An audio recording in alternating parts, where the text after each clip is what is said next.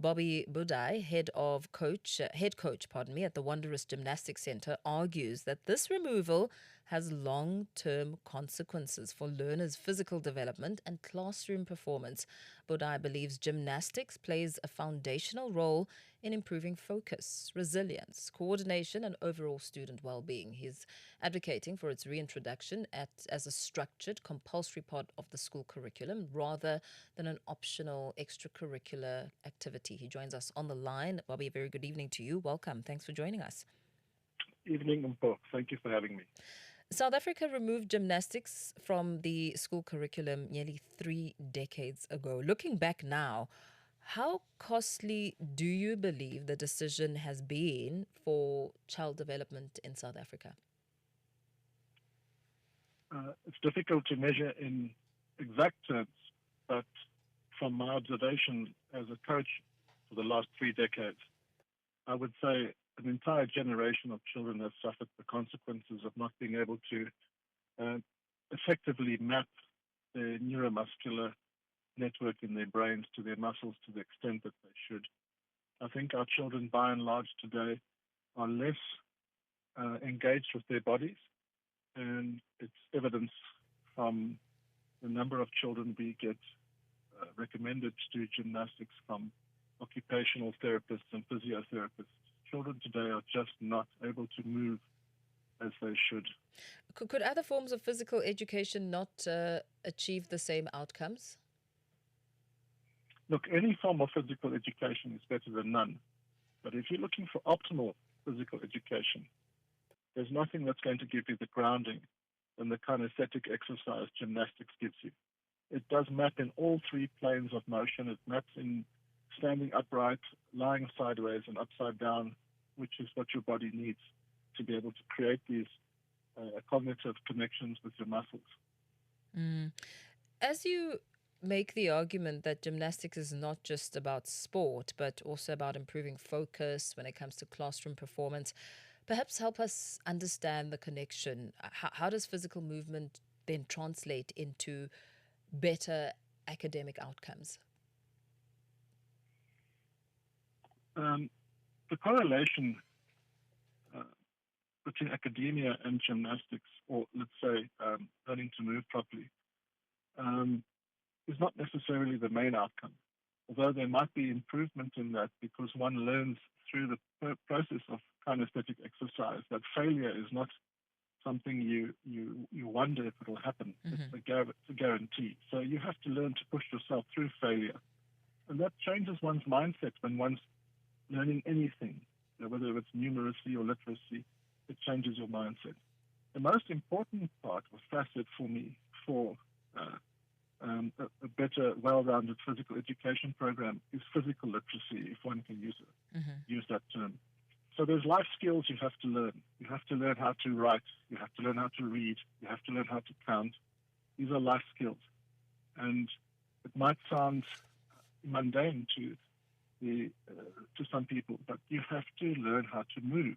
It brings confidence to the individual. If you know you can handle and carry your body, you become more confident. That opens up your engagement to many other individuals because you're happy to expose yourself to new and interesting sports activities, whether it's cultural, whether it's just camping out with some friends. You can move and handle yourself, climbing a rock, climbing a tree, carrying a backpack, walking across a path, sitting in a canoe, all of these aspects. And it changes one's orientation in the life. You become more confident.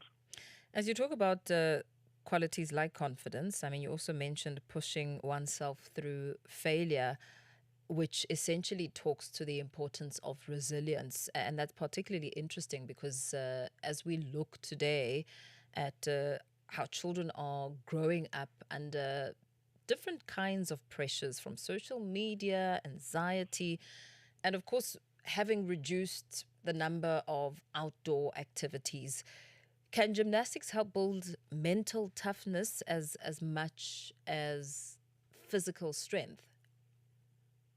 Absolutely, it does. So I'd like to just make one distinction here. I am as you introduced correctly, I'm not advocating for the sport of gymnastics to be introduced at schools. The sport of gymnastics is a very complex thing and should remain in the hands of experts in clubs. What I'm advocating for is utilizing the techniques of training gymnastics at a developmental level in schools. So we're not going to try and make anyone a gymnast. We're going to try and make people better at moving, at carrying themselves, their proprioception, everything else with it, through the science of gymnastics.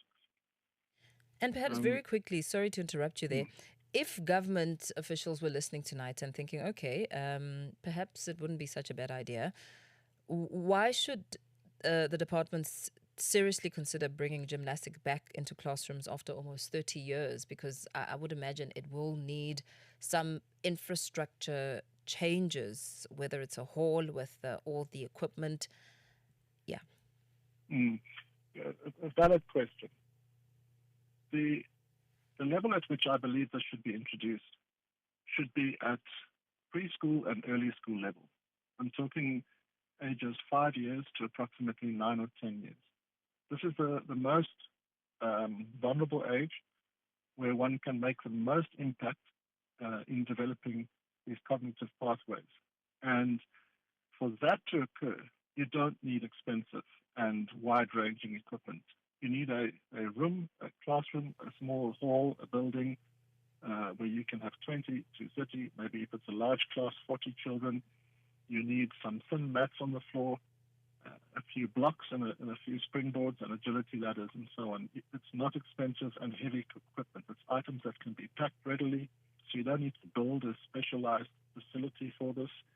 And at that level, I think this is manageable. If I consider the amount of resources spent on soccer goalposts and caring for fields and swimming pools and these okay, I understand those are the upper echelon schools, but those kinds of costs far outweigh anything that I'm referring to would be necessary.